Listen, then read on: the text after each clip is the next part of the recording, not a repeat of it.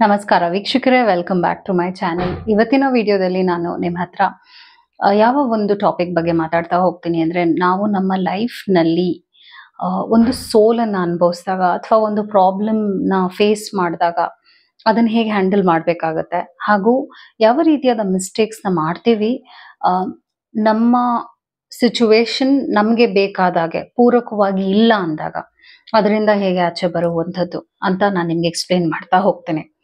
ಅದಕ್ಕೆ ಮುಂಚೆ ಚಾನೆಲ್ನ ಸಬ್ಸ್ಕ್ರೈಬ್ ಮಾಡಲಿಲ್ಲ ಅಂದರೆ ದಯವಿಟ್ಟು ಸಬ್ಸ್ಕ್ರೈಬ್ ಮಾಡಿ. ಹಾಗೂ ನಿಮ್ಗೇನಾದರೂ individual counselling tarot reading session ಬೇಕಿದೆ ಅಂದರೆ ಡಿಸ್ಕ್ರಿಪ್ಷನಲ್ಲಿ ಕೊಟ್ಟಿರೋ ನಂಬರ್ಗೆ ಕಾಲ್ ಮಾಡಿ ಅಪಾಯಿಂಟ್ಮೆಂಟ್ನ ಪಡಿಬೇಕಾಗತ್ತೆ. ಒಂದು ಫೋನ್ ಮುಖಾಂತರ ತಗೋಬಹುದು ಅಥವಾ ನೀವು ಆಫೀಸ್ಗಾದ್ರೂ ಬಂದು ಪಡಿಬಹುದು. ನಿಮಗೆ ಯಾವುದು ಅನುಕೂಲ ಅನ್ಸುತ್ತೆ ನೀವು ಮಾಡಬಹುದು.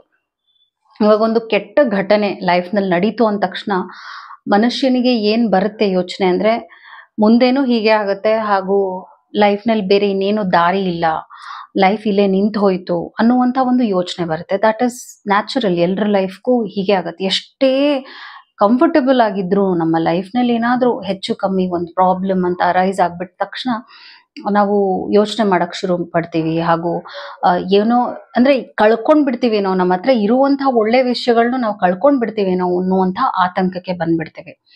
ಸೊ ಅದನ್ನ ನಾವು ರಿಯಾಕ್ಟಿವ್ ಸ್ಟೆಪ್ಸ್ ಮತ್ತು ರಿಯಾಕ್ಟಿವ್ ಡಿಸಿಷನ್ಸ್ ಅಂತಾನು ಹೇಳ್ತೀವಿ. ಇವಾಗ ಒಂದು ಲೈಫ್ನಲ್ಲಿ ನೋವಿನ ಸಂಗತಿ ನಡೀತಾ ಇದೆ, ಅಥವಾ ನಿಮಗೆ ಹೇಗ್ ಬೇಕು ಒಬ್ಬ ವ್ಯಕ್ತಿ ವರ್ತಿಸ್ತಾ ಇಲ್ಲ, ಅಥವಾ ನಿಮ್ಮನ್ನ ಬಿಟ್ಟು ಒಬ್ರು ತೆರಳುತ್ತಾ ಇದ್ದಾರೆ, ಅಥವಾ ನಿಮಗೆ ಔಟ್ಕಮ್ ನಿಮಗೆ ಬೇಕಾಗಿರುವ ಹಾಗೆ ಬರಲಿಲ್ಲ, ಆ ರೀತಿಯಾದಾಗ ಏನಾಗುತ್ತೆ ಅಂದ್ರೆ ನೀವು ರಿಯಾಕ್ಟಿವ್ ಸ್ಟೆಪ್ಸ್ ತಗೊಳ್ತೀರಾ. ಮೇ ಬಿ ಒಬ್ಬೊಬ್ಬರಿಗೆ ಜೀವನನೇ ಬಿಟ್ಬಿಡ್ಬೇಕು ಅನ್ನುವಂಥ ಯೋಚನೆ ಬರ್ಬೋದು. ಅಂದ್ರೆ ಒಬ್ರಿಗೆ ಏನ್ ಸಿಕ್ಕಬೇಕು ಸಿಗ್ಲಿಲ್ಲ ಅಂದಾಗ ಅವ್ರಿಗೆ ಆ ಟೈಮ್ನಲ್ಲಿ ಚಂಚಲತೆ ಇರುತ್ತಲ್ಲ, ಹೈ ಪೀಕಲ್ಲಿ ಇರುತ್ತೆ. ಆ ಟೈಮ್ನಲ್ಲಿ ಜೀವ ಬಿಟ್ಬಿಡೋಣ ಅನ್ಸುತ್ತೆ, ಮತ್ತು ಮನೆ ಬಿಟ್ಟು ಹೋಗ್ಬಿಡೋಣ ಅಂತ ಕೆಲವ್ರಿಗೆ ಅನ್ಸುತ್ತೆ. ಕೆಲವ್ರಿಗೆ ಏನ್ ಅನ್ಸುತ್ತೆ ಅಂದ್ರೆ, ನಾನು ನೆಗೆಟಿವ್ ಆಗಿ ಬೇರೆಯವ್ರ ಹತ್ರ ಟ್ರೀಟ್ ಮಾಡಿದ್ರೆ, ನಾನು ಬೇರೆಯವ್ರ ಹತ್ರನೂ ಕೆಟ್ಟದಾಗಿ ವರ್ತಿಸಿದ್ರೆ ನನಗೆ ನ್ಯಾಯ ಸಿಗುತ್ತೆ ಅನ್ನೋ ರೀತಿಯಾಗಿ ಸುತ್ತ ಇರೋರ್ನ ಹರ್ಟ್ ಮಾಡ್ಕೊಂಡು ಹೋಗ್ತಾರೆ. ಮತ್ತೆ ಅವರೇನೆ ಪನಿಷ್ ಮಾಡ್ಕೊಳಕ್ಕೂ ಹೋಗ್ತಾರೆ. ನಾನು ಆಗ್ಲೇ ಹೇಳ್ದಾಗೆ ಪನಿಷ್ಮೆಂಟ್ ಅವರೇ ಹೇಗ್ ಮಾಡ್ಕೋಬಹುದು, ಸರಿಯಾಗಿ ಆಹಾರ ಸೇವಿಸದೇ ಇರುವಂಥದ್ದು, ಅಥವಾ ಸರಿಯಾಗಿ ನಿದ್ದೆ ಮಾಡದೇ ಇರುವಂಥದ್ದು, ಮತ್ತೆ ಒಳ್ಳೆ ಆಪರ್ಚುನಿಟಿಗಳನ್ನ ಮಿಸ್ ಮಾಡ್ಕೊಳ್ಳುವಂಥದ್ದು. ಸೊ ಬೇಸಿಕ್ಲಿ ನನಗೆ ನಿನ್ನೆ ಒಬ್ರು ಕಾಲ್ ಮಾಡಿದ್ರು, ಒಬ್ಬ ಕ್ಲೈಂಟ್. ಅವ್ರು ಏನ್ ಹೇಳಿದ್ರು ಅಂದ್ರೆ, ನನ್ನನ್ನು ಬಿಟ್ಟು ಒಂದು ಹುಡುಗಿ ಹೋಗ್ಬಿಟ್ಟಿದ್ದಾಳೆ, ಅವಳು ನನ್ನನ್ನು ಬ್ಲಾಕ್ ಮಾಡ್ಬಿಟ್ಟಿದ್ದಾಳೆ, ಕಾರಣ ಇಲ್ದೇನೆ ಹೀಗೆ ಮಾಡ್ಬಿಟ್ಲು, ನನಗೆ ಲೈಫ್ ಬೇಡ ಅನ್ನಿಸ್ತಾ ಇದೆ, ನನಗೆ ಲೈಫ್ ಇಷ್ಟೇ ಮುಗ್ದೋಯ್ತು ಅನ್ನಿಸ್ತಾ ಇದೆ, ನನಗೆ ಲೈಫ್ನಲ್ಲಿ ಇನ್ನೇನು ಉಳಿದಿಲ್ಲ ನಾನು ಬದುಕೋದಕ್ಕೆ ಅನ್ನುವಂಥ ಒಂದು ಯೋಚನೆ ಬರ್ತಾ ಇದೆ, ಈ ಥರ ಎಲ್ಲ ಹೇಳಿದ್ರು. ನಿನ್ಗೆ ಈ ವ್ಯಕ್ತಿ ಎಷ್ಟು ದಿನದಿಂದ ಪರಿಚಯ ಅಂದ್ರೆ, ಓಕೆ ನನಗೆ ಕೆಲವೊಂದು 7 ತಿಂಗಳಿಂದ ಪರಿಚಯ ಅಂತ ಹೇಳಿದ್ರು.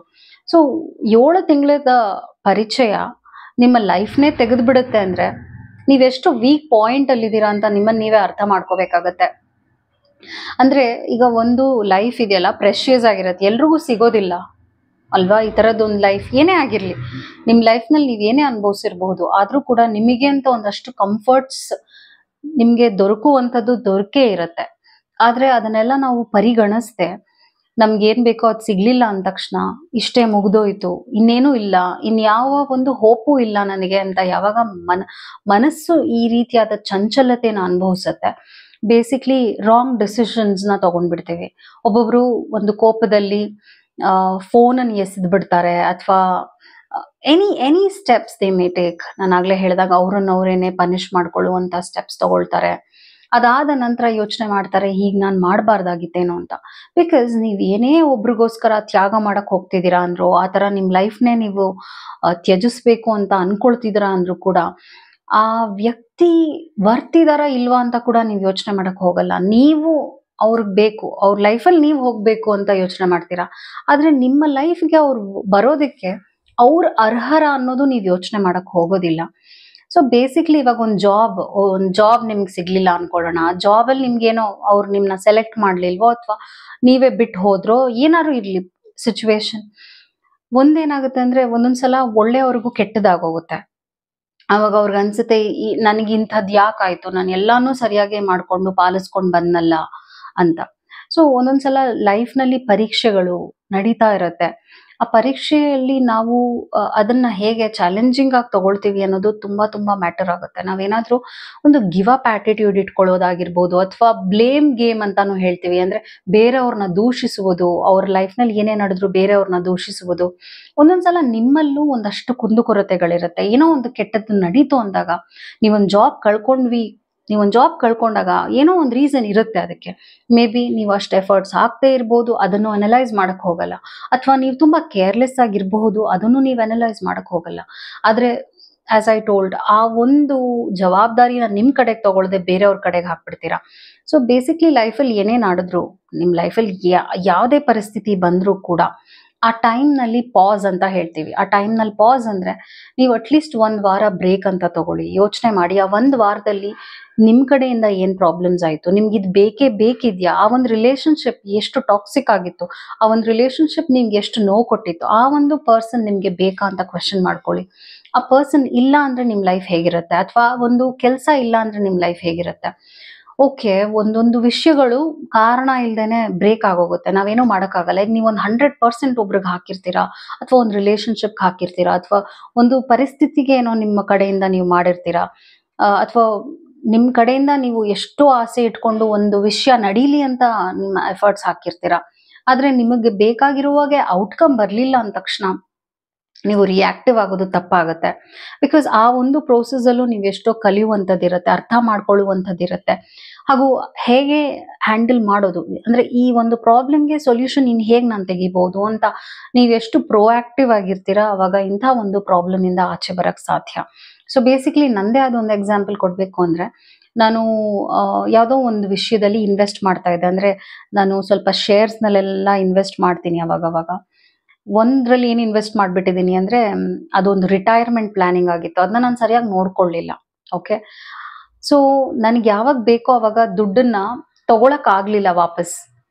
ಸೊ ಯೂಶಲಿ ಶೇರ್ ಮಾರ್ಕೆಟ್ ಅಲ್ಲಿ ಇನ್ವೆಸ್ಟ್ ಮಾಡೋರ್ದು ಒಂದು ಆಪ್ಷನ್ ಹೇಗಿರುತ್ತೆ ಅಂದ್ರೆ, ಅವ್ರಿಗೆ ಯಾವಾಗ ಬೇಕೋ ಆ ದುಡ್ಡನ್ನ ಅವರು ಅವ್ರ ಬ್ಯಾಂಕ್ ಅಕೌಂಟ್ಗೆ ಕ್ರೆಡಿಟ್ ಮಾಡ್ಕೋಬಹುದು ಅಂತ ಆಪ್ಷನ್ ಇರುತ್ತೆ. But since it was a retirement plan, ನಾನು ಅದನ್ನ ಸರಿಯಾಗಿ ಓದ್ಲಿಲ್ಲ, ಪಾಲಿಸಿನ ಸರಿಯಾಗಿ ಓದ್ದೆ ನಾನು ಇನ್ವೆಸ್ಟ್ ಮಾಡ್ಬಿಟ್ಟಿದ್ದೀನಿ. ಸೊ ಇನ್ವೆಸ್ಟ್ಮೆಂಟ್ 5 ವರ್ಷಕ್ಕೆ ಲಾಕ್ ಆಗ್ಬಿಟ್ಟಿದೆ. ಸೊ 5 ವರ್ಷಕ್ಕೆ ಲಾಕ್ ಆಗಿರೋದಕ್ಕೆ ಏನಾಗಿದೆ ಅಂದ್ರೆ, ಲಾಸಸ್ ಆಗ್ತಾ ಇದೆ. ಆ ಇನ್ವೆಸ್ಟ್ಮೆಂಟ್ ನಾನು ಏನ್ ಮಾಡಿದೀನಿ ಲಾಸ್ ಆಗ್ತಾ ಇದೆ. ನಾನು ಟ್ರೈ ಮಾಡಿದೆ ಅದನ್ನ ಡ್ರಾ ಮಾಡಕ್ಕೆ, ಬಟ್ ಡ್ರಾ ಮಾಡಕ್ ಆಗ್ತಾ ಇಲ್ಲ. ಬೇಸಿಕ್ಲಿ ನಾನು ಇನ್ವೆಸ್ಟ್ ಮಾಡಿರುವಂತ amount it is going to a loss situation.